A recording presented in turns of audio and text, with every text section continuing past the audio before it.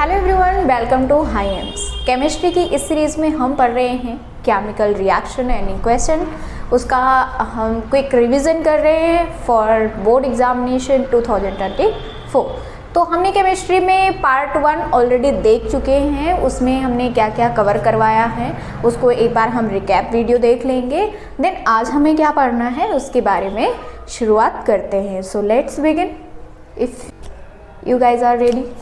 आज जो टॉपिक हमें पढ़ना है वो है प्रेसिपिटेशन रिएक्शन। जैसे कि हमने फर्स्ट वीडियो में आप लोगों को बताया था कि प्रेसिपिटेट होता क्या है। किसी भी दो मैटर को एक्वस सॉल्यूशन में डिसॉल्व करवाते हैं तो उसमें क्या होता है कि वो कंप्लीटली डिसॉल्व नहीं होता है, तो हमें कुछ प्रेसिपिटेट मिलता है जो नीचे वो डिसॉल्व नहीं हो सकता। जो भी पार्टिकल्स होंगे उसको हम क्या बोलते हैं, प्रेसिपिटेट बोलते हैं। तो लेट्स सी कि प्रेसिपिटेट का डेफिनेशन क्या होता है। The reaction in which precipitate is formed by the mixing of the aqueous solution of two salt is called precipitation reaction। दो सॉल्ट हम लेंगे जिसकी अलग फिजिकल प्रॉपर्टी होगी। दो हम सॉल्ट लेंगे, उसको हम क्या करेंगे, एक्वस सॉल्यूशन में मिक्स करवाएंगे। तो उसके बाद में कुछ ऐसी जैसे मान लीजिए कि 70% वो डिज़ोल्व हो गया, 30% ऐसा है कि वो उसमें एक्वस सॉल्यूशन में डिज़ोल्व नहीं हो पा रहा है, तो वो क्या हो जाएगा, प्रेसिपिटेट के फॉर्म में हो जाएगा। तो एग्जाम्पल क्या दिया हुआ है, AgNO3। आपको पता है कि AgNO3 जो होता है वो सिल्वर नाइट्रेट का फॉर्मूला है, और उसके साथ में हमने ले लिया NaCl जो कि कॉमन सॉल्ट होता ही है। ये तो आप लोग बहुत अच्छे से इसको पहचानते हैं। तो उस का जब हम रिएक्शन करवाएंगे तो यहाँ पे क्या बन जाएगा, ये AgCl सिल्वर क्लोराइड प्लस साथ में सोडियम नाइट्रेट। सिल्वर क्लोराइड जो होगा वो पूरे सॉलिड फॉर्म में आ जाएगा। NaCl जो है एक्वस है, जो कि हमने पहले ही डेफिनेशन में बताया है कि हमें क्या करना है, दो सॉल्ट को एक्वस सॉल्यूशन में डिसॉल्व करवाना है। तो यहाँ पे AgCl और सोडियम नाइट्रेट मिल जाएगा, silver chloride and sodium nitrate. But ये जो सोडियम नाइट्रेट में है ये सिल्वर क्लोराइड का वाइट प्रेसिपिटेट मिलेगा हमें। सिल्वर नाइट्रेट का वाइट प्रेसिपिटेट मिलेगा। मतलब क्या करेंगे, जब दोनों एक्वस सॉल्यूशन को डिसॉल्व करवाएंगे। मान लीजिए कि आप दो ऐसी चीज़ों को ले रहे हैं, एक आपने सॉल्ट ले लिया और एक सॉल्ट तो है ही, और ऐसा सॉल्यूशन है कि सॉल्ट वो कम्प्लीटली डिसॉल्व नहीं हो रहा है। मतलब दूसरा जो सॉल्ट है वो क्या है कि उसके सरफेस पे बैठ जा रहा है, तो वो क्या होगा, प्रेसिपिटेट। तो प्रेसिपिटेट नाम बहुत बच्चों को कन्फ्यूज़न रहता है। तो प्रेसिपिटेट कुछ नहीं होता है, जो जितना भी परसेंट मैटर में डिसॉल्व नहीं हो सकता उसको क्या बोलते हैं, प्रेसिपिटेट बोलते हैं। नेक्स्ट है हमारा न्यूट्रलाइजेशन रिएक्शन। आपके बोर्ड एग्जाम में भी डायरेक्ट ये आता है टॉपिक कि व्हाट इज न्यूट्रलाइजेशन रिएक्शन, या फिर एसिड और बेस। ये आपका सेकंड चैप्टर ही है, वो भी जल्द ही सीरीज आ जाएगा। एसिड और बेस, तो एसिड क्या होता है, न्यूट्रलाइजेशन रिएक्शन का एक मैं एग्जांपल देती हूँ।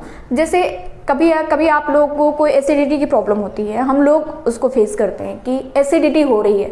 तो एसिडिटी क्या, हमारे स्टमक में HCl होता है, वो ज़्यादा क्वांटिटी बढ़ जाता है तो एसिडिटी होने लगती है। तो बाहर से हम भाग के क्या लेकर आते हैं, इनो जो होता है वो बेस फॉर्म होता है। तो जब दोनों एसिड और बेस मिलते हैं तो वो क्या हो जाते हैं, न्यूट्रल हो जाते हैं, जिससे हमारा क्या होता है, जिससे हम सफरिंग कर रहे हैं, पेन होता है, वो ठीक हो जाता है। तो यहाँ पे भी वही करना है, हमें एसिड और बेस लेना है और उससे हमें एक न्यूट्रल रिएक्शन बनाना है, सॉल्ट और वाटर। तो देखते हैं न्यूट्रलाइजेशन रिएक्शन क्या है। The reaction in which acid react with a base to form salt and water by exchange of ions called neutralisation reaction.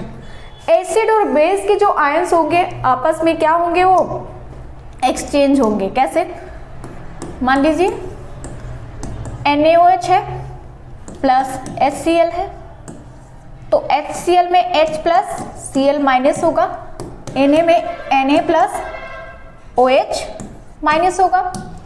अब यहाँ पे क्या कह रहा है कि आयंस को एक्सचेंज करवाना है, तो Na प्लस से केटायन है तो ऑब्वियस सी है कि वो कहाँ पे जाएगा, एनायंस के पास में। किससे रिएक्ट करेगा, नेगेटिव वाली से। तो ये क्या बना लिया, NaCl, NaCl, और साथ में जो H होगा वो किसके साथ आ जाएगा, OH के साथ में, तो यहाँ पे बना लेगा वाटर। तो यही होता है हमारा न्यूट्रलाइजेशन रिएक्शन। लैंग्वेज में लिखेंगे सॉल्ट प्लस वाटर फॉर्म होता है। देन आप यहाँ पे क्या लिख सकते हैं, एग्जाम्पल लिख सकते हैं, एक दो एग्जाम्पल्स जितने भी आता है।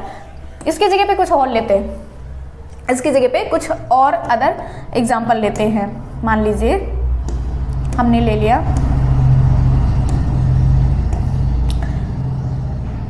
KOH, पोटेशियम हाइड्रोक्साइड, जो कि क्या होता है, बेस होता है। पोटेशियम हाइड्रोक्साइड क्या है, बेस है। साथ में पोटेशियम हाइड्रोक्साइड के साथ में हमने लिया कोई एसिड ले लेते हैं, H2SO4, H2SO4 ले लेते हैं। सल्फ्यूरिक एसिड होता है, ये है सल्फ्यूरिक एसिड। तो क्या होगा, इसके भी आयंस क्या होंगे, एक्सचेंज होंगे, इसके भी आयंस क्या होंगे, एक्सचेंज होंगे। तो यहाँ पे जो बना लेगा वो बनाएगा K2SO4 पोटेशियम सल्फेट प्लस इसके साथ में वाटर। तो पोटेशियम सल्फेट बेटा सॉल्ट है, बट खाने वाला सॉल्ट नहीं है, और ये जो था ये कॉमन सॉल्ट है। सोडियम क्लोराइड जो होता है कॉमन सॉल्ट, जो हम अपने घरों में यूज़ करते हैं। पोटेशियम सल्फेट भी सॉल्ट का ही फॉर्म है, बट हम उसको यूज़ नहीं कर सकते। नहीं बोल दो सॉल्ट का, कोई भी सॉल्ट का नेम बताओ जो हम सॉल्ट खाते, तो आप बोल दो K2SO4 ये भी सॉल्ट है, नहीं, ये हम इसको यूज़ नहीं कर सकते हैं, बट फॉर्म क्या होता है, सॉल्ट का ही होता है, और उसके साथ में वाटर बनता है। ओके, आई होप क्लियर होगा। तो ये है न्यूट्रलाइजेशन रिएक्शन। तो प्रेसिपिटेशन हमने पढ़ लिया, न्यूट्रलाइजेशन पढ़ लिया। नेक्स्ट देखते हैं, नेक्स्ट है ऑक्सीडेशन एंड रिडक्शन। इस चैप्टर में बच्चे बहुत कंफ्यूज रहते हैं इसमें, ऑक्सीडेशन एंड रिडक्शन, और बहुत सारी इसके रिगार्डिंग क्वेरीज भी आती है कि ऑक्सीडेशन रिडक्शन में कंफ्यूजन हो रहा है, कैसे फाइंड करते हैं। कुछ नहीं, बस आप दोनों में डिफरेंस समझना, दोनों में डिफरेंस समझना कभी नहीं भूलेंगे आप। देखिए, फर्स्ट हम पढ़ेंगे ऑक्सीडेशन। क्या पढ़ेंगे, oxidation, addition of oxygen. Oxidation में नाम से ही पता चल रहा है, ऑक्सीजन का addition, oxidation, addition of oxygen और non metallic element. Non metallic elements, non metal जो भी होते हैं, सल्फर, फास्फोरस, क्लोरीन, ये सारे क्या है, ऑक्सीजन, नाइट्रोजन, ये सारे क्या है, नॉन मेटालिक एलिमेंट, और रिमूवल ऑफ हाइड्रोजन और मेटालिक एलिमेंट्स। और रिमूव करेंगे हाइड्रोजन को और मेटालिक एलिमेंट्स को। Form a compound is known as oxidation. तो ऑक्सीडेशन क्या होता है, हमने दोनों जो पॉसिबिलिटी होती है ऑक्सीडेशन का यहाँ पे लिख दिया है। देखिए, तो एडिशन ऑफ ऑक्सीजन, कार्बन में CO2 यहाँ पे दिया हुआ है, कार्बन में क्या ऑक्सीजन ऐड हो रहा है, कार्बन में क्या हो रहा है, ऑक्सीजन ऐड हो रहा है, ये बना लिया CO2। तो ये क्या हो गया, ऑक्सीडेशन ऑफ कार्बन। किस में ऐड हो रहा है, ऑक्सीजन, कार्बन में। तो जिसमें ऐड होगा ऑक्सीडेशन उसी एलिमेंट्स का होगा। तो यहाँ पे कार्बन में ऐड हो रहा है, एडिशन ऑफ, तो ये तो कंडीशन हो गया एडिशन ऑफ ऑक्सीजन का, ये एग्जांपल हो गया एडिशन ऑफ ऑक्सीजन का। ये भी आप लिख सकते हैं, ये भी आप लिख सकते हैं example, H2O, addition of oxygen में ये भी एग्जांपल आप लिख सकते हैं। S+O2 सल्फर डाइऑक्साइड बना लेता है, इसमें भी ऑक्सीजन ऐड हो रहा है। और एग्जांपल क्या हो सकता है ऑक्सीडेशन का, रेस्पिरेशन, ह्यूमन रेस्पिरेशन। जब हम क्या करते हैं, सांस लेते हैं, ब्रीदिंग करते हैं, तो ऑक्सीजन क्या हो रहा है, ऐड हो रहा है। तो ये भी क्या है, ऑक्सीडेशन का एग्जाम्पल है। अब यहाँ पे देखिए, सेकेंड जो कंडीशन होता है रिमूवल ऑफ हाइड्रोजन का, यहाँ पे हाइड्रोजन रिमूव होगा। कैसे, देखिए यहाँ पे H2S है, हाइड्रोजन सल्फाइड, और Br2 के साथ में जो कि हैलोजन होता है, आप ब्रोमीन होता है ये, तो इसको हमने हाइड्रोजन सल्फाइड को ब्रोमीन के साथ में, ब्रोमीन के मॉलिक्यूल के साथ में रिएक्शन करवाया तो हमें मिला है हाइड्रोजन ब्रोमाइड और साथ में सल्फाइड क्या हो रहा है, रिमूव हो रहा है। तो यहाँ पे क्या हुआ कि यहाँ पे जो सल्फाइड था उसका हाइड्रोजन क्या हो रहा है, रिमूव हो रहा है, सल्फाइड क्या हो गया, अकेला हो गया। तो ये कंडीशन दूसरा है रिमूवल ऑफ हाइड्रोजन का, ये कंडीशन दूसरा है किसका, रिमूवल ऑफ हाइड्रोजन का। अब हम देखते हैं नेक्स्ट रिडक्शन पे। तो क्या होता है कि अगर हमें ऑक्सीडेशन समझ में आ गया, अगर हमें ऑक्सीडेशन समझ में आ गया तो रिडक्शन उसके जस्ट अपोजिट होता है। तो आप दो कंडीशन याद रखिए, addition of oxygen, removal of hydrogen. ये क्या हो, रिडक्शन, एडिशन ऑफ हाइड्रोजन, उसमें क्या था, रिमूवल ऑफ हाइड्रोजन। और मेटालिक एलिमेंट्स और रिमूवल ऑफ ऑक्सीजन और non metallic elements compound is called reduction. तो एडिशन ऑफ हाइड्रोजन में देखिए, अब हमने ले लिया N2 मॉलिक्यूल्स, उसके साथ में हाइड्रोजन मॉलिक्यूल्स के साथ में रिएक्शन करवाया तो हमें मिल गया अमोनिया। क्या मिल गया यहाँ पे, अमोनिया। तो यहाँ पे क्या है, एडिशन, क्या हाइड्रोजन ऐड हो रहा है, क्या हाइड्रोजन ऐड हो रहा है। तो आप अगर दो तीन एग्जाम्पल ही याद रखते हैं तो इतना इनफ है, क्योंकि एग्जाम में दो एग्जाम्पल को आप अच्छे से डेफिनेशन लिख के अगर कर देते हैं तो that's enough for board examination. तो N2 और 3H2O बना लिया अमोनिया। तो ये तो कंडीशन हो गया किसका, एडिशन ऑफ हाइड्रोजन का। देन आता है रिमूवल ऑफ ऑक्सीजन। तो यहाँ पे क्या होगा, ऑक्सीजन का रिमूव होगा। तो यहाँ ZNO मतलब जिंक ऑक्साइड है, ये क्या है, जिंक ऑक्साइड को हम कार्बन के साथ में रिएक्ट करवाते हैं तो हमें मिलता है कार्बन मोनोऑक्साइड। यहाँ पे क्या हो रहा है, ऑक्सीजन रिमूव हो रहा है, ऑक्सीजन रिमूव हो रहा है, और जिंक मेटल, ये हो गया कार्बन मोनोऑक्साइड। और रिडक्शन किसका हो रहा है बेटा, जिंक ऑक्साइड का। रिडक्शन किसका हो रहा है, जिंक ऑक्साइड का। यहाँ पे रिडक्शन जो होगा, कहाँ से, ओ रिमूव हुआ है, जिंक से, जिंक ऑक्साइड से। ओके, तो ये हमारा हो गया रिडक्शन। और रिडक्शन का एक एग्जांपल और है, फोटोसिंथेसिस। जब क्या होता है कि प्लांट्स फूड प्रिपेयर करता है, तो प्लांट्स फूड प्रिपेयर करता है तो आपको पता होगा कि वो कार्बन डाइऑक्साइड को इनहेल करता है और ऑक्सीजन को एक्सहेल करता है। तो उसी से हमें क्या उसमें भी ऑक्सीजन रिमूव कर रहा है। तो फोटोसिंथेसिस भी हमारा एक एग्जाम्पल हो जाता है किसका, रिडक्शन का। एक्सोथर्मिक रिएक्शन मतलब नेम से ही पता चल रहा है क्या, एक्सो मतलब कोई चीज एग्जिट हो रही है, तो नेम से ही आप इसको याद कर सकते हैं। तो क्या हो रहा है इस रिएक्शन में, reaction which produce energy is called exothermic reaction. Reaction is produce energy is called exothermic reaction. तो इसमें क्या, इस रिएक्शन में जो एनर्जी हो गया वो क्या होगा, रिलीज होगा। डेफिनेशन क्या है कि reaction which produce energy is called exothermic reaction. तो किसकी एग्जिट होने की बात कर रहे हैं, किसकी रिलीज होने की बात कर रहे हैं, क्या प्रोड्यूस होगा, वो होता है एनर्जी। जैसे रेस्पिरेशन, हम सांस लेते हैं, ब्रीदिंग करते, रेस्पिरेशन बोलते हैं उसको। तो क्या उसमें एनर्जी जो होती है वो क्या हो रहा है, रिलीज हो रहा है। तो रेस्पिरेशन में जो हमारा रोल होता है वो ग्लूकोज है। आप लोगों को पता होगा ये ग्लूकोज का फॉर्मूला है। उसके साथ में अगर हम रेस्पिरेशन कर रहे हैं तो ऑक्सीजन मैंडेटरी होता है। कार्बन डाइऑक्साइड के साथ में वाटर प्लस एनर्जी क्या होगी, रिलीज हो रही है। तो respiration is also called exothermic reaction. Next है हमारा एंडोथर्मिक रिएक्शन। एंडोथर्मिक रिएक्शन क्या होता है, just opposite of exothermic reaction. उसमें क्या होता था, एनर्जी रिलीज हो रही थी, इसमें एनर्जी एब्जॉर्ब होगी, इसमें एनर्जी को हम ऐड करवाएंगे। तो a chemical reaction in which heat energy is absorbed is called exothermic reaction।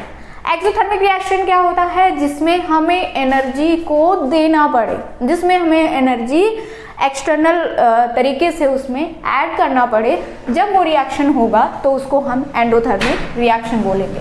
तो जैसे एग्जांपल है अपने पास में CaCO3, कैल्शियम कार्बोनेट, ये मैंने आपको डीकम्पोजिशन रिएक्शन में भी ये एग्जांपल बताया था। इसको हम लाइमस्टोन भी बोलते हैं। इसको जब हम हीट देते हैं, इसमें हम क्या कर रहे हैं, हीट देते हैं, एनर्जी के फॉर्म में क्या है यहाँ पे, हीट। तो ये ब्रेक होता है calcium oxide and carbon dioxide में, calcium oxide and carbon dioxide में। इसको क्विकलाइम भी बोलते हैं। यहाँ पे एनर्जी क्या हो रहा है, एनर्जी एब्जॉर्ब हो रही है, तो ये हमारा होता है एंडोथर्मिक रिएक्शन। नेक्स्ट देखते हैं। नेक्स्ट है हमारा effect of oxidation reaction in everyday life. तो ऑक्सीडेशन एंड रिडक्शन रिएक्शन हमने पढ़ा है, उसको हम समझने के बाद में जो हमारे डेली लाइफ में क्या यूज़ होता है उसके बारे में देखेंगे कि ऑक्सीडेशन एंड रिडक्शन जो हो रहा है बट वो एवरीडे लाइफ में कैसे यूटिलाइज करते हैं। कोरोजन जंग सुना होगा आपने। कोरोजन तो आप एक बुक की लैंग्वेज हो गई, जो बहुत सारे स्टूडेंट है तो पता है, वैसे नहीं। जंग देखा होगा आपने, जंग लग जाता है किसमें, मेटल्स पे। तो मेटल्स पे अलग अलग टाइप्स के जंग होते हैं। अगर आप आयरन की बात करेंगे तो उसमें ब्राउनिश कलर की जंग होती है, रेड ब्राउन कलर की। अगर आप सिल्वर की बात करेंगे तो उसमें ब्लैक कलर का जंग लगता है। अगर आप कॉपर की बात करते हैं तो उसमें ग्रीन कलर की जंग लगती है, ग्रीन कलर का कोरोजन। तो इसी सारे प्रोसेस को हम बोलते हैं कोरोजन। बट ये होता कब है, क्या क्या चीज़ें इन्वॉल्व होती है, क्या क्या चीज़ें मिलके कोरोजन फॉर्म होता है, उसके बारे में हम देखते हैं। तो corrosion the process of slow conversion of metal into their undesirable compounds due to their reaction with oxygen, water, acid, gases etcetera. क्या क्या है उसमें डिजॉल्व होंगी, ऑक्सीजन, वाटर H2O, एसिड, कोई भी एसिड हो गया, gas present in the atmosphere is called corrosion. मान लीजिए कि आपने एक लोहे का, वो एग्जाम्पल छोड़िए, आपके घरों पे छत पे जाते होंगे तो वहाँ पे कुछ ऐसी चीज़ें हमें मिल जाती है, ये लोहे की लगी हुई आयरन की। तो वो आयरन का जो होता है, आप कुछ टाइम के बाद में देखते होंगे कि उसमें क्या हो जाता है कि हम टच करते हैं तो ब्राउन कलर का उसमें कोरोजन हो जाता है, उसमें रस्ट लग जाता है आयरन में। तो वो किस फॉर्म में होता है, क्योंकि वो बाहर है और बाहर हमें उसमें कभी बारिश हुआ तो वाटर मिल गया एंड ऑक्सीजन तो प्रेजेंट होता ही है।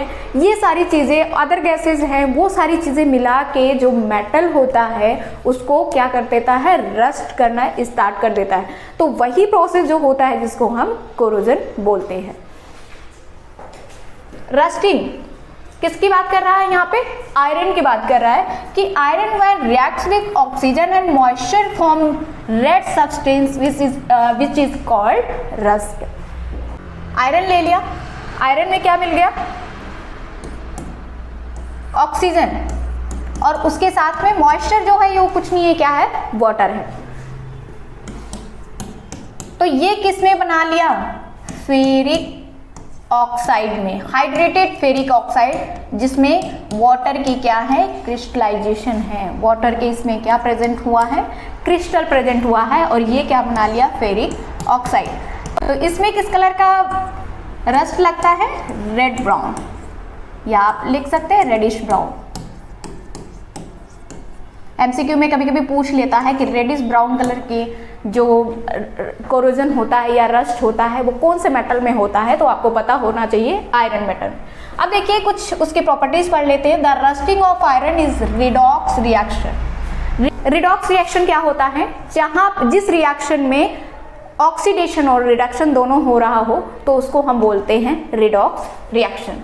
Corrosion rusting weakens the iron and steel object and structures such as railing, car bodies, जो जिसमें होता है रस्ट, उसका एग्जांपल बता रहा है। रेलिंग हो गया आपके घरों के, बिल्डिंग के, ब्रिज जो लोहे का बनता है, शिप जो जितने भी आयरन की चीज़ें बनी होंगी, and cut short their life. Method to prevent rusting, अब ये तो है कि अगर रस्ट हो गया है तो हम रस्टिंग को कैसे प्रिवेंट कर सकते हैं, कैसे उसको बचा सकते हैं। तो आपने देखा होगा कि उसके लिए हम क्या करते हैं, पेंटिंग करवाते हैं। आपके जो भी रेलिंग लगा हुआ है उस पर क्या करते हैं, ब्लैक कलर की, ब्राउन कलर की पेंट करवा देते हैं। तो बेसिकली उसको प्रिवेंट करने के लिए ही होता है और देखने में भी अच्छा लगता है, तो दोनों काम हो जाता है। By greasing and oiling, grease आपने देखा होगा और कार्बन का ही ये फॉर्म होता है, ग्रेफाइट का लिक्विड फॉर्म होता है। तो ग्रीजिंग कर देते हैं उसमें, तो वो भी क्या करता है, प्रोटेक्ट करता है वाटर और ऑक्सीजन से, जिससे वो रस्ट से बच सकता है। गैल्वेनाइजेशन, तो ये भी आपका एक प्रिवेंट का टाइप हो सकता है। तो 3 टाइप्स हमने देख लिया जिससे हम रस्ट से बचा सकते हैं। नेक्स्ट है कोरोजन ऑफ कॉपर। तो ये हमें टर्म्स याद रखना है कोरोजन में कि कौन से मेटल पे कौन से कलर का कोरोजन होता है, कौन से कलर का रस्ट आता है। तो copper object lose their lustres and shine after some time because the surface of these objects acquire a green coating of basic copper carbonate. यहाँ पे दिखाया है ग्रीन, यही जो ग्रीन है, ये ग्रीन कोडिंग जो हो जाता है, ये कॉपर का क्या होता है, कोरोजन होता है। कॉपर का कोरोजन, ग्रीन कोडिंग। लीजिए आपके पास आपके घरों में बर्तन होगा जिसमें एक मम्मी लोग जल चढ़ाती हैं भगवान जी को, तो आप देखते होंगे कि कॉपर का जो कलर होता है ब्राउन कलर का होता है। तो वो क्या होता है कि धीरे धीरे उसमें भी रस्ट होना स्टार्ट हो जाता है और उसका जो शाइन होता है, जो लश्कर होता है, वो क्या हो जाता है, ख़त्म हो जाता है। तो वो किस कलर का आता है जो रस्ट होता है कॉपर में, ग्रीन कलर की कोडिंग इसमें कॉपर में हो जाएगा। तो इसका रिएक्शन देखते हैं। कॉपर ले लिया और कॉपर को रस्ट होने के लिए कार्बन डाइऑक्साइड गैस की भी रिक्वायरमेंट होती है, ऑक्सीजन एंड वाटर, ये तीनों चीज़ें मिला के कॉपर को रस्ट करेंगे तो उसके बाद जो फॉर्म बनेगा वो होगा कॉपर कार्बोनेट का। क्या, बेसिक कॉपर कार्बोनेट का एंड कॉपर हाइड्रोक्साइड का। कॉपर का बेसिक कॉपर बोलते हैं इसको। तो ये इसका क्या बना लेगा, प्रोडक्ट बना लेगा। तो ये हो गया हमारा कॉपर का एग्जाम्पल। नेक्स्ट देखते हैं। नेक्स्ट होगा सिल्वर का। नेक्स्ट होगा सिल्वर का। आपने देखा होगा घरों में ज्वेलरी होती है सिल्वर की, तो वो कुछ टाइम नया हम लाते हैं तो क्या रहता है, बहुत ज़्यादा शाइन करता। मेटल तो शाइन करता ही है ऑलवेज, बहुत ज़्यादा वो शाइन करेगा और एकदम से वो प्योर दिखता है कि ये मेटल एक्चुअल में, ये रियल में एक्यूरेट मेटल के दिखाई देता है। बट कुछ टाइम के बाद में आप देखते होंगे कि उसकी जो शाइनिंग है, उसकी जो लश्कर है, वो धीरे धीरे क्या हो जाती है, ख़त्म हो जाती है, एक ब्लैक कलर का आ जाता है। तो वो जो ब्लैक कोडिंग होती है वो उसका क्या होता है, कोरोजन होता है। इस सिल्वर मेटल को हम हाइड्रोजन सल्फाइड के साथ में रिएक्ट करवाएंगे तो हमें मिलेगा सिल्वर सल्फाइड। और यही जो होता है, ये ब्लैक कलर की कोरोजन इसमें लगता है सिल्वर सल्फाइड में। ये आप देख सकते हैं यहाँ पे, ये आप करेक्ट कर लीजिए, कॉपर के जगह पे एजी कर लीजिए। तो इसके जगह पे हमें क्या मिल जाता है, ब्लैक कलर का कोरोजन। किसके प्रेजेंस में, ये याद रखना है, किसके, हाइड्रोजन सल्फाइड के प्रेजेंस में। तो आप रिएक्शन में 2 चीज़ें याद रखिए, किससे रिएक्ट करके और क्या प्रोडक्ट बन रहा है। अगर आप एक बार साइड प्रोडक्ट नहीं भी याद करते हैं तो कोई प्रॉब्लम नहीं होगा, लेकिन जो मेन प्रोडक्ट फॉर्म होता है कि क्या बन रहा है, उसको आप ध्यान में रखिए। Silver sulphide. तो ये रहा कोरोजन, जो कि आप अलग अलग मेटल पे देखें कि कौन से कलर का होता है और कौन से मेटल पे किसके प्रेजेंस में कोरोजन होता है। ये चीज़ें आप ध्यान से पढ़ के जाइए। सेंसिटिविटी बेसिकली जब खाना खराब हो जाता है, आप देखते होंगे कि मॉर्निंग में खाना बना है तो दूसरे मॉर्निंग में वो खाने लायक नहीं रहता है, और रात की खाना जो है सुबह नहीं खाते हैं। क्यों? क्योंकि उसमें भी क्या हो जाता है, कुछ ऐसे केमिकली रिएक्शन होता है जिससे वो क्या हो जाता है, रेंसिड हो जाता है, सड़ जाता है और वो खराब हो जाता है, जिसकी वजह से वो खाने लायक नहीं रहता है। तो रेंसिडिटी होता है the taste and colour food materials containing fat and oil exchange when they are left expose to air for a long time. अगर हम बहुत टाइम के साथ में एयर में उसको हम छोड़ देते हैं, this is called rancidity. It is caused due to the oxidation of fat and oil present in food materials. तो आप देखते होंगे कि जो ऑयली वाले फूड होते हैं वो ज़्यादा रेंसिड होते हैं, वो जल्दी ख़राब हो जाते हैं, क्यों? फैट का ऑक्सीडेशन होता है। अब इसको हम प्रिवेंट कैसे कर सकते हैं रेंसिडिटी को? तो आपने देखा होगा कि कभी कभी खाने को हम प्रिवेंट करने के लिए क्या कर देते हैं, फ्रिज में रख देते हैं, रेफ्रिजरेटर में। तो बाय एडिंग टू एंटीऑक्सीडेंट, या फिर वैक्यूम पैकिंग, मतलब पैकिंग कर रहे हैं तो उसमें कुछ ऐसा कि मतलब हवा पास नहीं हो। दूसरी है रिप्लेसिंग एयर बाय नाइट्रोजन। अगर एयर को हम रिप्लेस कर रहे हैं किसके, नाइट्रोजन, तो नाइट्रोजन गैस क्या होती है?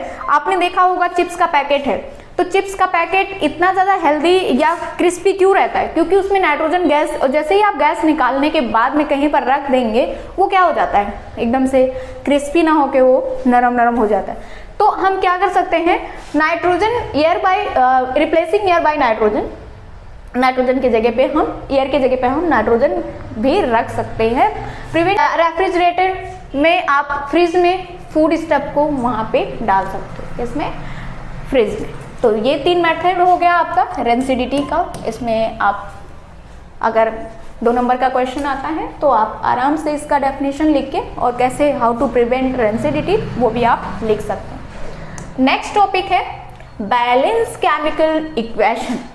तो इसको हम एक एक करके बैलेंस करेंगे। तो नेक्स्ट देखते हैं हम बैलेंस इक्वेशन। छोटे से स्टार्ट करते हैं, छोटे एग्जांपल से, जिससे आपको समझ में आए। H2 प्लस O2, ये क्या बना लेगा, H2O। तो आपको क्या करना है, लेफ्ट हैंड साइड लिखना है यहाँ पे, और ये राइट हैंड साइड लिखना है। दोनों को आप लिख लीजिए।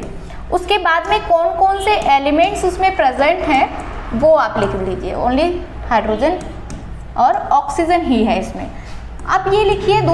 तीसरा स्टेप आपको करना है कि कितनी कितनी क्वांटिटी में, कितने कितने अमाउंट में एलिमेंट्स या मॉलिक्यूल्स प्रेजेंट हैं इसमें। तो आप देखिए हाइड्रोजन कितना है, 2 है। ऑक्सीजन कितना है, 2 है।